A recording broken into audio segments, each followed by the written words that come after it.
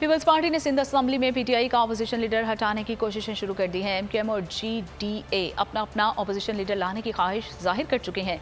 Peoples party चाहती है कि मौजूदा अपोजिशन लीडर को आईनी तरीके से डीनोटिफाई किया जाए। असेंबली में पीटीआई का अपोजिशन लीडर हटाने की कोशिशें। पीपल्स पार्टी ने हलीम आदिल को हटाने के लिए लॉबिंग शुरू कर दी। सिंध असेंबली में पीटीआई का अपोजिशन लीडर हटाने की सूरत में एमक्यूएम और जीडीए ने भी अपना अपना अपोजिशन लीडर लाने की तैयारियां शुरू कर दी।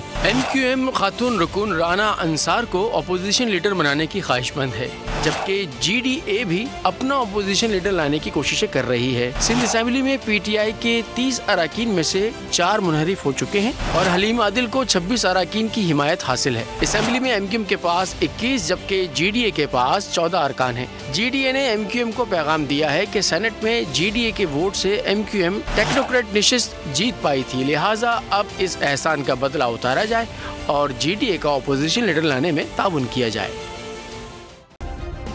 सब्सक्राइब करें और बेल दबाएं ताकि कोई खबर रह न जाए।